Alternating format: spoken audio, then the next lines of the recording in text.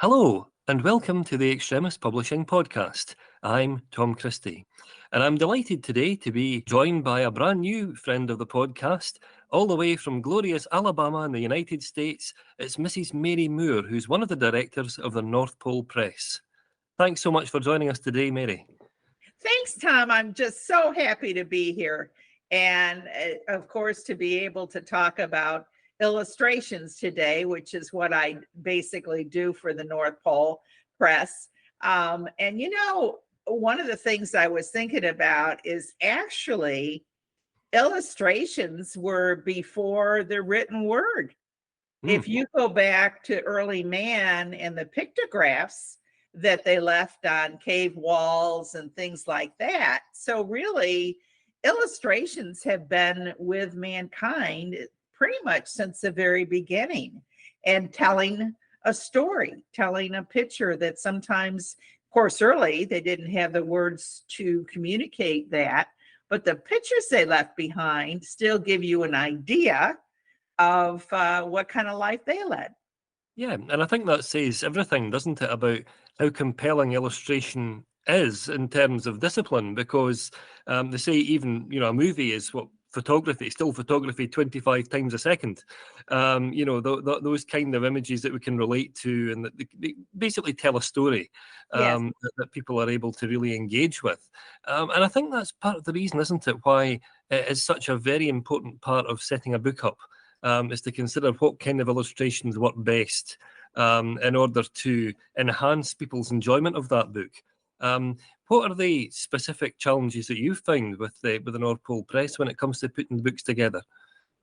Well, I think one of the things is that you have to have clear communication with an author if the author is not obviously the illustrator, particularly with children's books, because often the story itself, you don't really describe the character, you describe an action of what's going on. So you really have to have a clear picture in your mind of an illustrator of exactly what that character is supposed to look like for the author. So direct communication is really important, and examples to say, is this what you're thinking of looking at? Because certainly the author wants those illustrations to make their words come to life.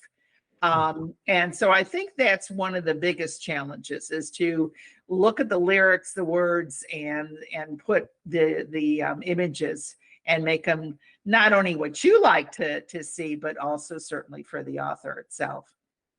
Yeah, because that's one of the big challenges, isn't it? Is to balance out what kind of illustrations you might want to use versus the physical demands on the book. Whether it's going to be £50 paper or £70 paper, whether it's going to be high definition printing or glossy paper or all of those kind of things. How much of an impact do those considerations have? I mean, is that something you think about right at the start, or is it more something that comes together as the project develops? I think the biggest thing, the one thing you have to know right from the beginning is your size. Is what size book do you want? Do you want a typical 8.5 by 11? Do you want something smaller? And of course, part of that is determined by your printer, because your printer can only do, so many different sizes. So that is the most important to find out right from the get-go. And then of course the illustrator and the author needs to know that you have to do it in quantities of 4. You can't make a book 22 pages. That's not going to print. You have to have 24 pages. Now, that doesn't mean every page has to be illustrated, but again, you really have to keep that in your mind of, the size that you're working with and the amount of pages. Yeah, because I mean, anyone who's read a North Pole Press book will know they've got wonderful, bold colours and really welcoming illustrations. How much of a consideration is the colour scheme? I mean, do you like to have a kind of overarching colour scheme for every book, or is it different for every project? I would say different for every project, and honestly, sometimes different for every page, because one of the things that we do is we have Santa's Elf series, And so it's all about elves and what they do up at the North Pole. And some of the pages depict like what they're doing during the summer. So therefore you have green grass and trees, and I try and depict the North Pole during the year because the elves live there all year. So I don't want to just put winter scenes. So it's a combination of things.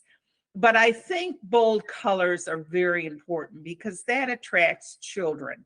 The other thing I think that's important is the more things that you can put in that, of course, relate to the story, but that, you can, when you're reading to a child, especially a toddler, you can point out like that's a truck, that's a doll, that's a ball, and that helps, children learn.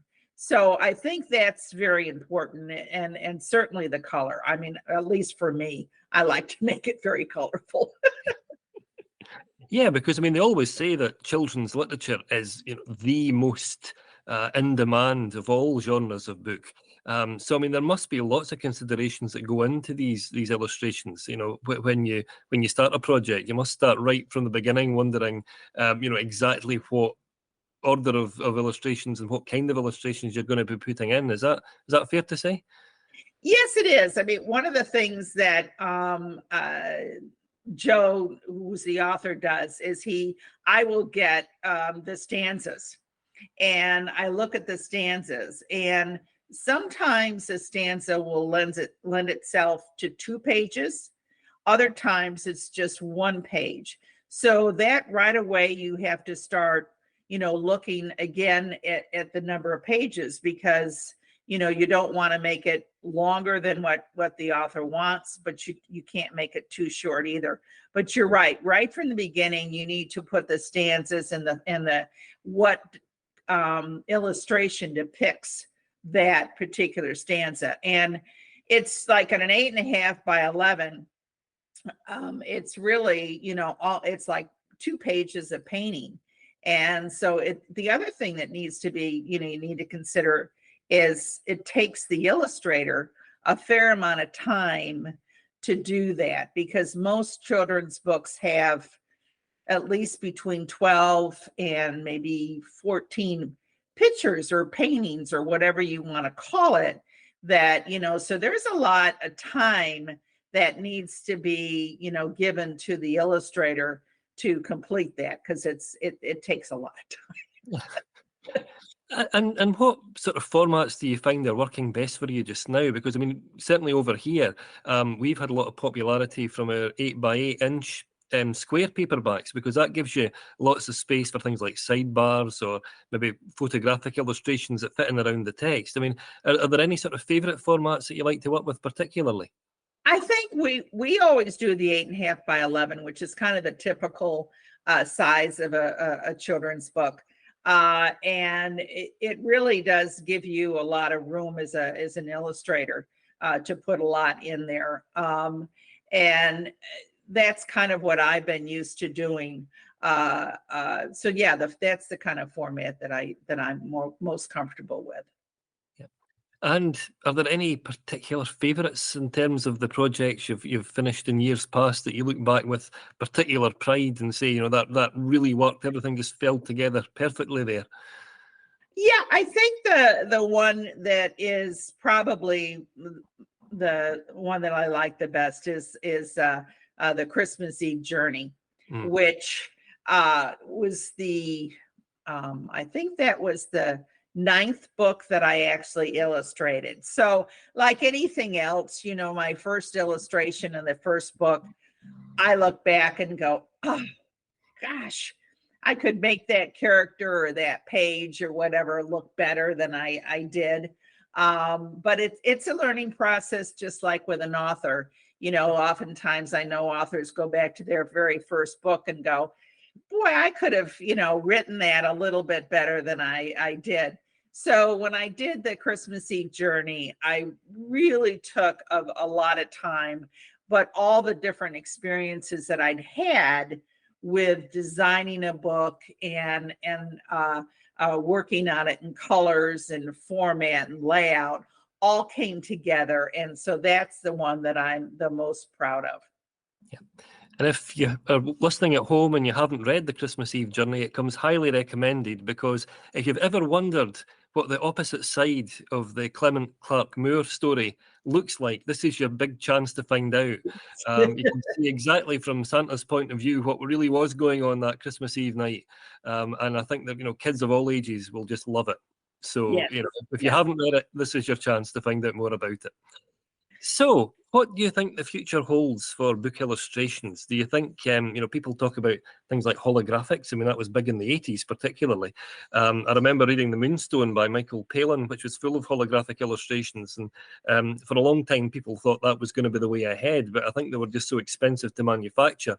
It's kind of taken a back seat. And then we had the Magic Eye images, that people could sort of see these stereoscopic images within the books. I mean, do you think these things are going to make a comeback, or do you think we're looking at something totally different? I think it could possibly be a combination. In today's world, when you're out and about, you see toddlers really either playing with their parents' phone, or they're already given a tablet of some sort. So it's a more natural process for them to look at a computer. And of course, if you're doing a computer image, then you don't have the confines of printing. So you can do animation, you can do different things. And I think there's going to be probably more animation, because there's a lot of more affordable programs out there now that either you can do animation yourself, or even if you hire somebody, it's not maybe quite so expensive to do. So I think animated books and those kind of things are going to be become a lot more popular.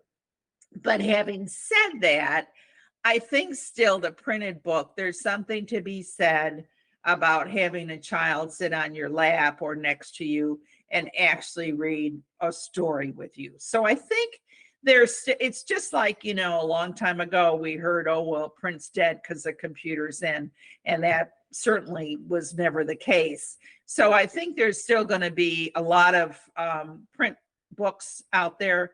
But I also think that, I think the animation and those kind of things are going to be more affordable. And for publishers, I think they're going to be able to do more of that. Yeah, see, I'm glad you mentioned that, because I think ebooks and electronic publications generally, I think so many publishers have a love-hate relationship with Yes. with that, because I think I think there has been research into people reading text from a book versus text from an ebook, and I think you're something like 70% more likely to retain the information if you're reading it from an actual physical book. Which is one thing that's interesting. But on the other, there have been so many false dawns when it comes to electronic narratives. And I remember, do you remember the Infocom games in the 80s, the electronic sort of interactive fiction titles? And they were so huge that in 1983, the New York Times ran an article about them and said, well, this is it. The book's dead now. Everyone wants to play these games, and you get a prose narrative that's the equal of any novel. Right. And then 2 years later, 1985, they'd just disappeared. They'd gone back into the ether again, as if they'd been completely forgotten about. But they're still remembered now as being the very finest text adventures you could get. And then here we are, decades later, with the ebook, and Yes. a lot of places. There's a company called DC Thomson. They're actually in Dundee, and they produce a number of comics for young kids, including The Dandy, which starred people like Desperate Dan and all these other characters. And that's went completely computerized now. So if you want to see it, you have to visit their website, and you can still see all of your favorite characters, but only if you're watching it on a tablet or on your PC or whatever.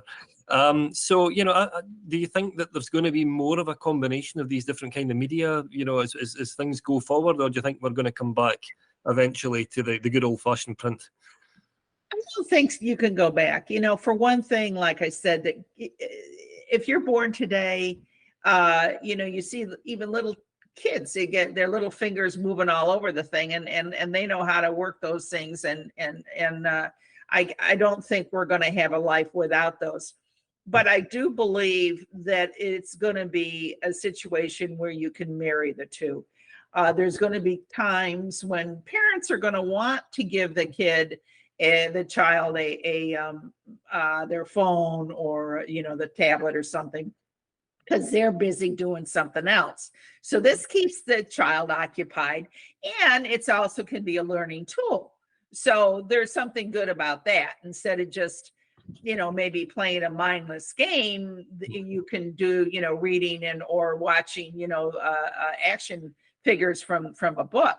But then when you want to spend time, quality time with the child, and have them again maybe sit on your lap or right by you, well, then you're going to take out the printed book and then read to the child. So I think there's still going to always be that, and that's as it should be. I think that's as it should be. Yeah, and I mean that's an amazing thing, isn't it? That particularly for the very young, that story time aspect of having a really compelling narrative read to you, and I think so many different companies realise that, not just publishers. I mean, I think back to, remember Teddy Ruxpin in the mid 1980s, Yes. and the toy that could do the story to you. I think that there's so much interest in that kind of thing now. And I suppose, if you're sitting by the fire and a really young child, it doesn't really matter if it's a book or whether it's a narrative on a tablet or whatever. I mean, I think the most important thing is that human connection, isn't it? Yes, it is. And then that is true too. Whether you're watching, you're both watching the tablet or you're both reading together.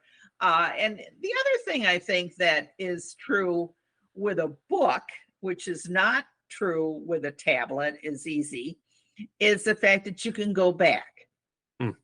Lots of times kids have a favorite page or a favorite phrase or maybe a picture, and they want to go back and look at it. And it's easier to do that with a book than it is, with a computer program sometimes. I mean, I know even myself, I read all the time. And if I kind of get confused on a character, I have a heck of a time trying to go back and see what was said before. I usually just say the heck with it. And I just keep reading, because it's not as easy to do that with like a Kindle or something, So I think there's also that side of it with books, that children can really have a chance to look at pages and stare at them for a long time, and kind of and I don't think you're going to get quite that same connection with a screen. Yeah, I mean, because I always think that's one of the big challenges for illustrators, is when you get a book and everyone has a slightly different idea of what a character looks like. Yes. And then you have an illustrator that has to try and distill somehow the elements of that character into a visual representation. I always think that must be really difficult. The one that springs to mind is when J.R.R. Tolkien wrote The Hobbit.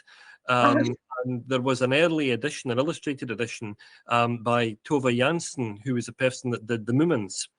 And the representation she has of these characters is so wildly different and very imaginative from the way that we've come to know these characters now through the Peter Jackson movies.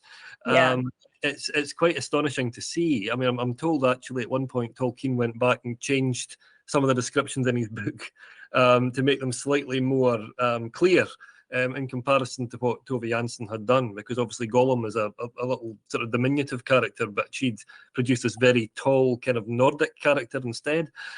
So I always feel, it's a kind of work of art for illustrators to be able to get these characters and put a little bit of their own personality into them. Oh, absolutely. I mean, you really, again, it is an art form. And, the other book that we did is The Many Faces of Krampus. And that is more for young adults. And we decided to, because especially in the United States, Krampus is not as much of a known figure as it is in Europe. And so we decided we wanted to do just a illustration for the chapter.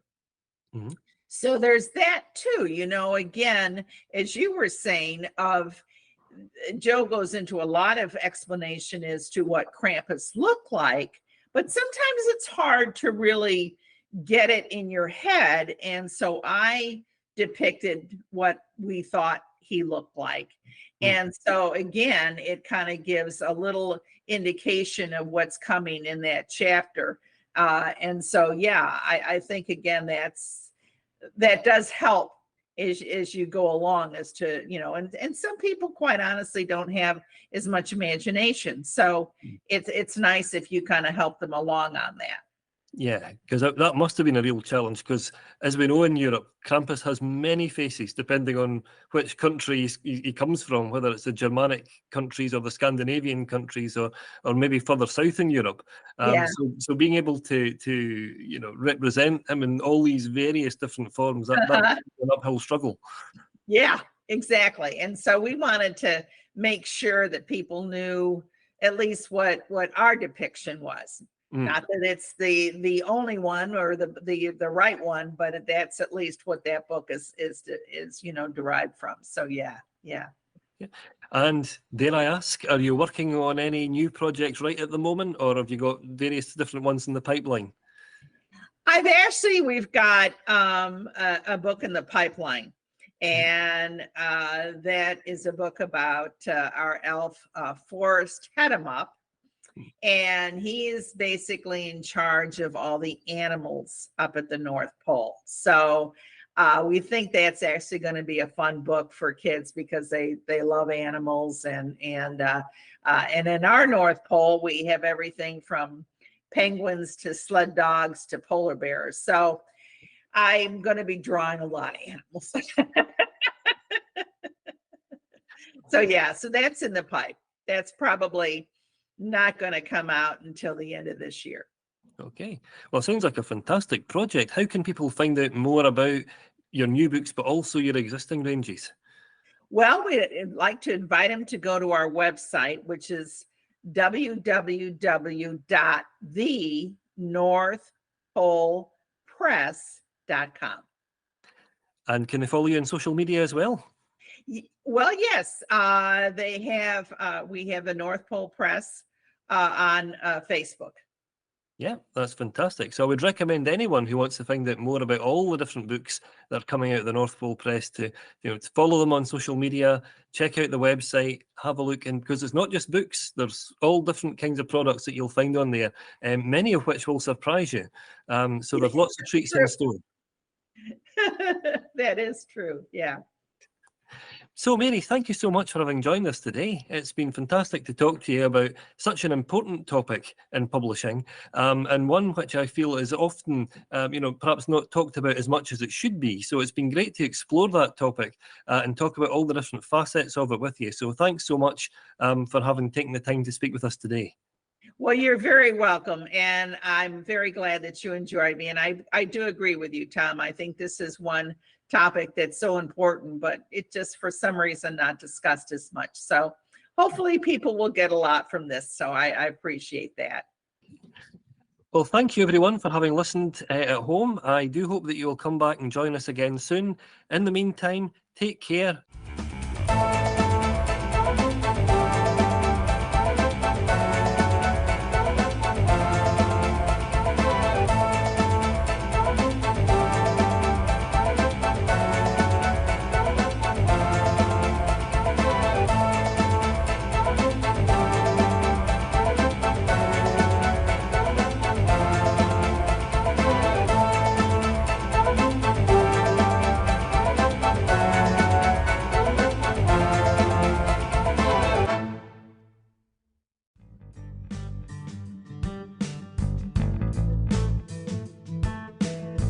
If you would like to find out more about advertising on the Extremist Publishing podcast, please visit their website at www.extremistpublishing.com for details.